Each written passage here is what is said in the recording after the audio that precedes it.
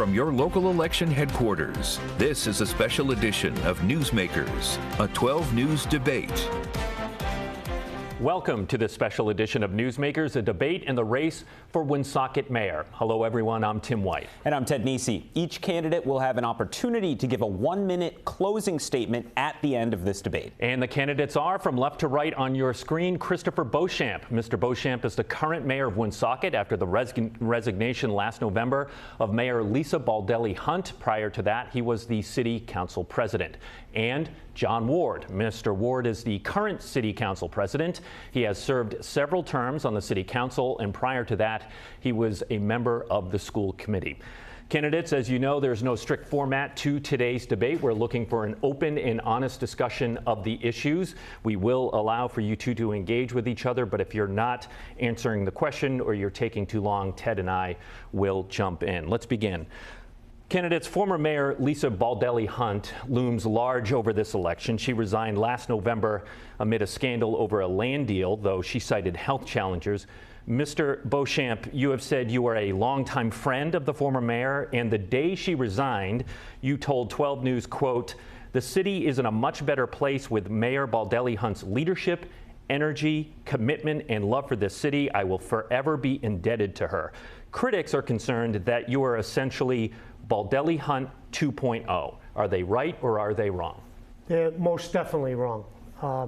The mayor and I, yes, we have a relationship that goes back 30, 35 years, way before either one of us was in politics. But that being said, she is not part of my campaign. She does not influence my campaign.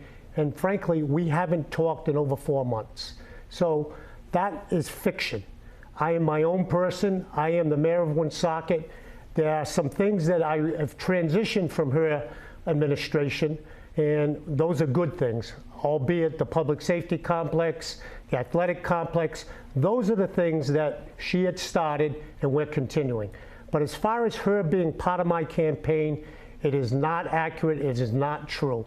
So I'll just put that out there right out the start. Mr. Ward, you are one of those critics. He said it is fiction. Your response? Well, it may be fiction that she is part of the campaign, and I will not disagree with that. However, all of the accomplishments he alludes to have an underpinning that comes out of that, what I consider corrupt practice related to the land deal, because in fact, that relationship she had with Mr. Bork as an employee back in 2011 transitioned very nicely over the last 10 years to where he was able to dispose of about 6 separate properties to good benefit of the city at any point. However, he made about $5 million of profits in the process. How does that reflect on your opponent? Well, my point is that that exists as her legacy, as he claimed, is so good. And then, as he said, when he transitioned into the mayor's office, he retained a couple of people that the council objected to, and the planning director, who was part of this conspiracy to keep the land deal secret, and the public human service director, rather, who was the formerly resigned or retired chief, somewhat in disgrace over a cheating scandal that then Councilman Beauchamp and myself sat on the council when we were hearing about his indiscretions, and he was forced into retirement. He retained them, and then he retained the human service director's position as part-time and then budgeted it. So that, to me, is carrying on the legacy of Lisa Baldelli Hunt into his administration, and both of those situations worked out very badly in the long run. 30-second response. Both of those people no longer work for my administration. My first day in office, second day, excuse me, I fired the former finance director, who I believe was at the head of that land deal. She's the one that authorized the check. And listen, on day one when I became mayor, me and 2 of her allies, public works director and the city solicitor, both told the former mayor, you need to resign. You need to leave immediately. So if I'm still beholden to her, I don't know where that's coming from. I am not. Mr. Ward, final word. Simply that I'm not calling him out as beholding to her, but that there is too much in the way of judgment as to how to deal with controversial issues like the planning director and the human service director, where they were not he was not terminated and human services wasn't turned into what it should be, a full-time job. So my concern is over the question of experience and judgment about issues that confront him. Candidates, let's look forward. Woonsocket ranks dead last among Rhode Island cities for local education funding as a percentage of the levy. And one of the reasons for that is because the city spends so much on burdens from the past.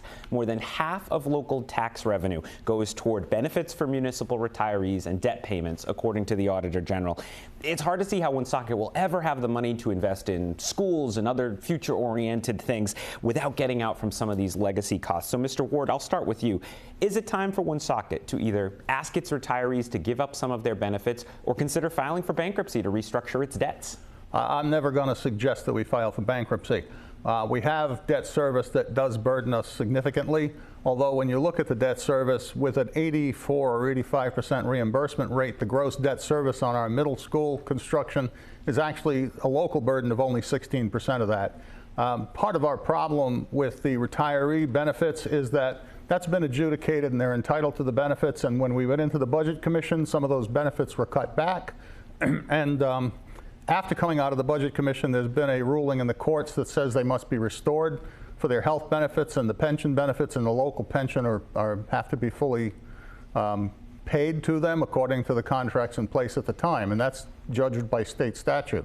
It is a terrible burden we have to bear, but I have personally acted to try to keep increasing local education funding in every year that I've been on a city council, and of course, being that it goes by the majority of votes, I occasionally, but have not successfully been able to get that every year. I think we have an obligation to raise our local appropriation at least consistent with the percentage increases coming from the state.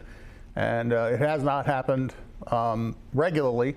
And I will probably be advocating for the same kind of thing. Briefly, before I bring in Mr. Beauchamp, so fundamentally you think the city and city taxpayers just have to accept this is for the next number of years, this is how the city has to pay its debt? Frankly, no. I think there's a lot of work to be done with the General Assembly over this funding formula and its deficiencies, because in Woonsocket we have public housing which houses 10% of our students, for which they pay a pilot that is probably a couple of $1 million short of what it would be if it were taxed. There's only 4 communities in the state that have that situation, and Woonsocket's one of them. We also have this 8% rule for landlords of affordable housing that do major improvements, and last year that cost us $750,000 in taxes we could not collect because of it. So 10 seconds. Our urban centers are burdened with these kinds of obligations for which we have no out until we can work with the General Assembly to take care of some of these changes that are necessary. Mr. Beauchamp, same question. Over $32 million a year from Woonsocket taxpayers going to retiree debt payments, retiree benefits and debt payments. Is it time to talk to the retirees again or consider bankruptcy? Bankruptcy is not an option in my opinion either. You know, the $90 million pension bond that was passed years ago is a burden. That comes off our books, I believe, in 2032. We did give the Education Department a small bump last year, and we would like to do it every year, but that maintenance of effort, you have to do it every single year. So we got to be careful on when we do that and how we do that. And again, the state has mandates that aren't funded, and those are part of the problems that we see that they should be funded.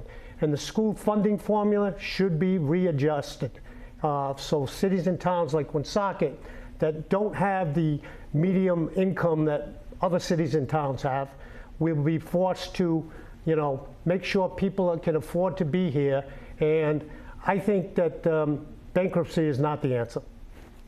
All right, candidates, a rapid fire section now. I'm looking for 1 or 2 word answers so we can get through some topics quickly. I'm not looking to dwell on these questions. I will begin left to right and then alternate the order.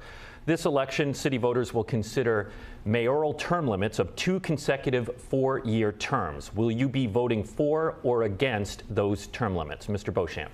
I would be voting in favor of it. Mr. Ward. I would be voting in favor of it, I believe, in 4-year terms. Mr. Ward, stick with you. Woonsocket long ago abolished wards for the city council and went to all at-large seats. Do you think the city should keep the at-large system or bring back wards for council seats?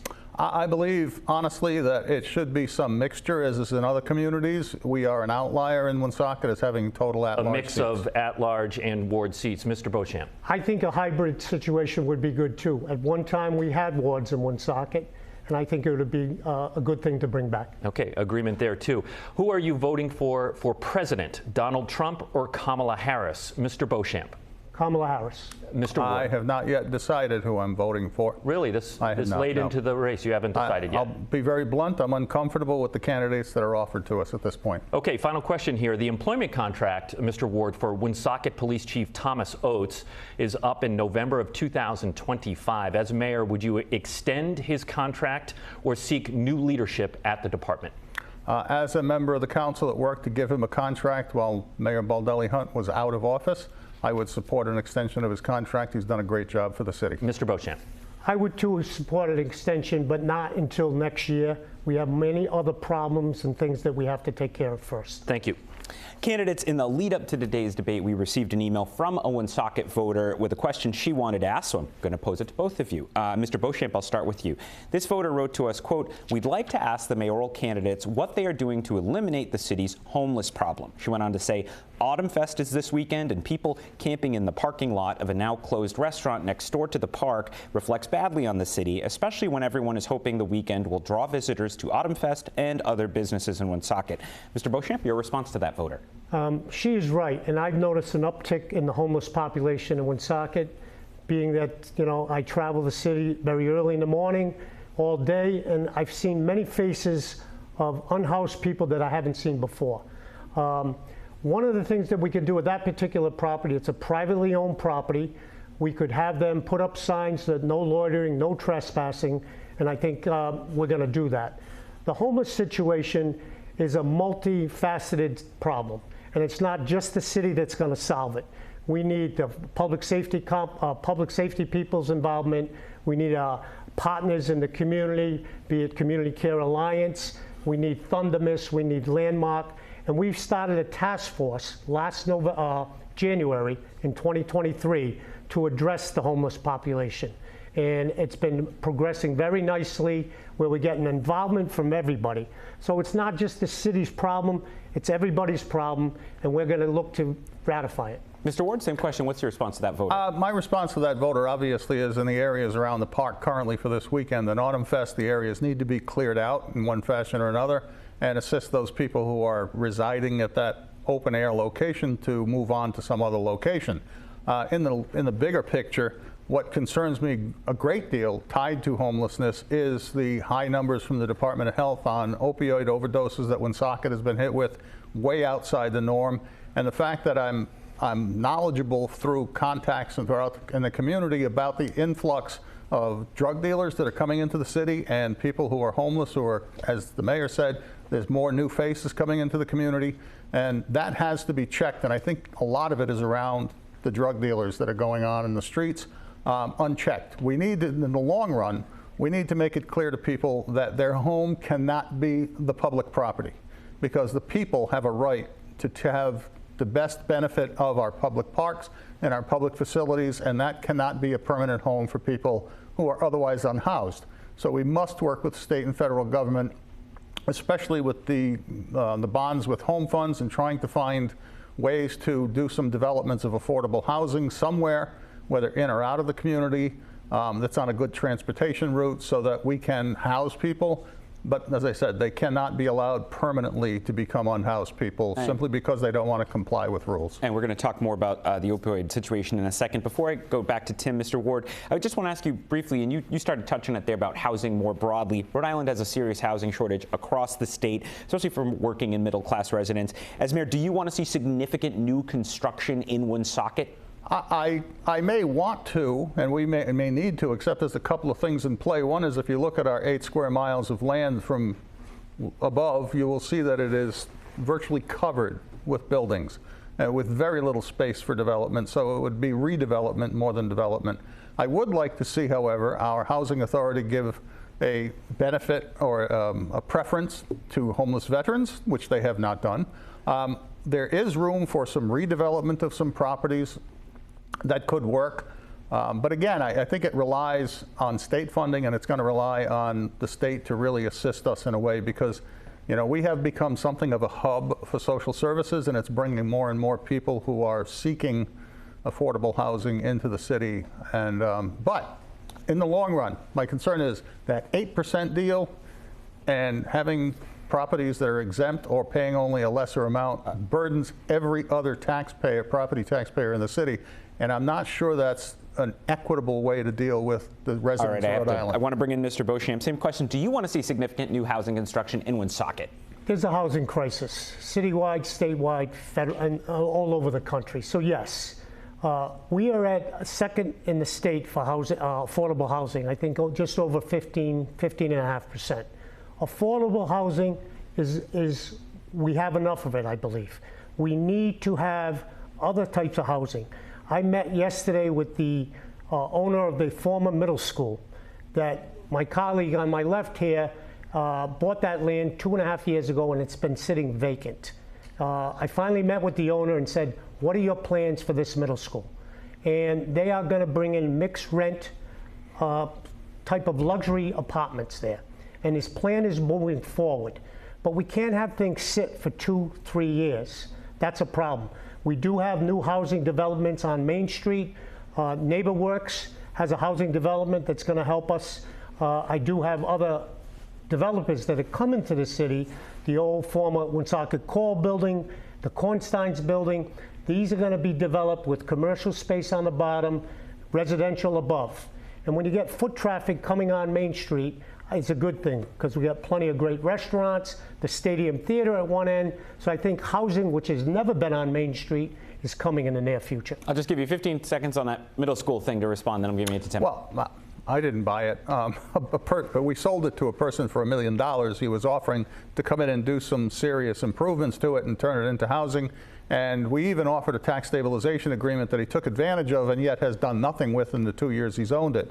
And I'm eager for him, I'm actually more anxious than eager, for him to get started on a project and get something done. Okay, let's move on. As Ted said, we want to spend a little more time on a very important topic, and that is the opioid crisis. The Department of Health issued what's called a spike alert for Woonsocket last week after a surge in drug overdoses, and this is not the first time, as you both know. Additionally, Woonsocket had the highest rate of fatal overdoses in the state last year, according to the health department. What more would you do as mayor, Mr. Beauchamp, to address this epidemic? Well, it's a coincidence that we had a meeting last night with the Health Equity Zone, where we had partners that are going to come together and listen. We need to sit together and communicate with public safety, our partners, community partners in the city, Community Care Alliance, and other partners to figure out where we can go. We have to have a game plan. And we had that meeting last night. I was there, the council president was there, and we had a bunch of people talk to us about what these solutions can be. And we need the state's help also, because nobody wants to be, Woonsocket doesn't want to be in the news for this certain situation.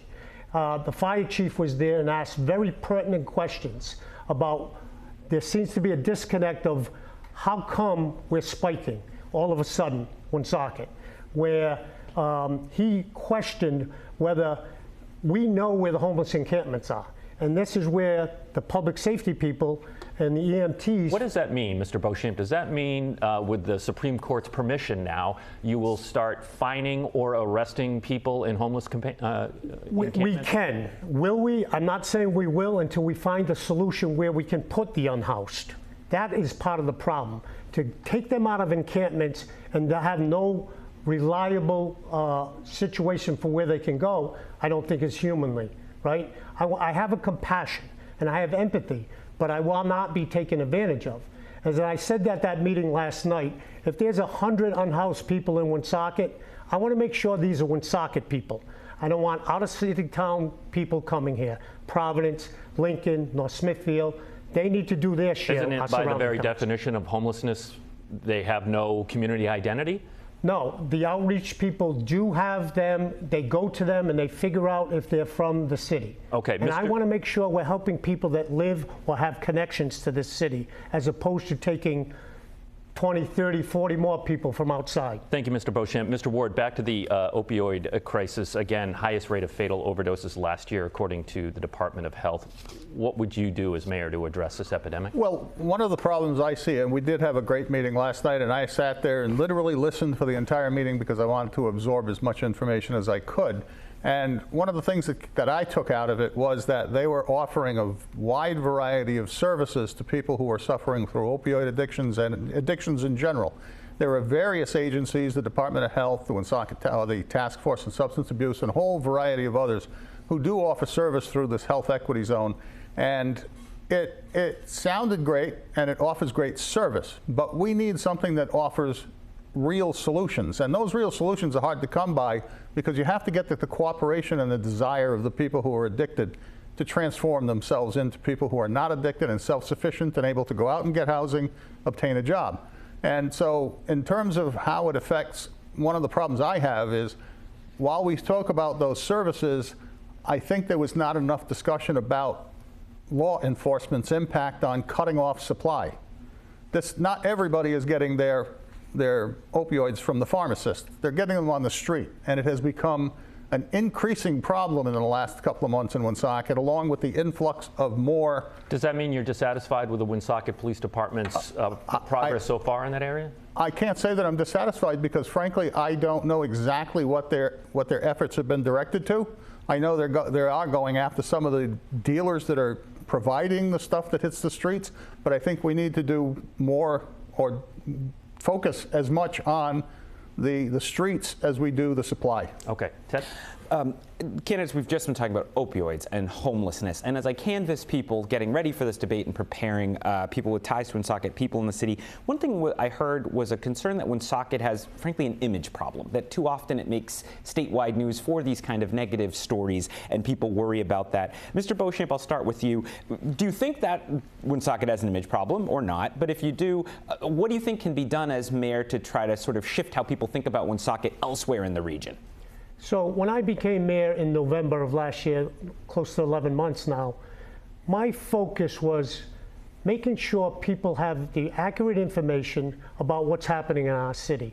And I believe by having open, transparent conversations with all stakeholders, right? That's the key. My police department, my fire department, we've been to the homeless encampments, right? And we're not going there to remove people and be a bully, if you will. We're going there to find out what they need, and if you need help, help is available. And that's part of the problem. There are people that are unhoused that don't want to abide by rules, don't want to get help. They want to be out in the woods and not seen, but just do whatever they do. And we got to stop it. But you have to have a conversation with all the players to do that. And I always say the glass is half full. I am very optimistic about where Woonsocket's going to go. Do we have our share of challenges? We do, like any other city or town. But the developers that I've seen that have come here that want to invest in our old mill buildings, invest in some of our buildings on Main Street, I'm encouraged by it because I've had conversations with them. And that's the key, having open, honest dialogue with all partners, if you will. And I develop relationships. That is one of the main things that I feel is very important, developing relationships with partners in the city, with our state delegation, and with our State House people also. Mr. Ward, same question. Do you think the city has an image problem? And if so, what would you do to try to change it?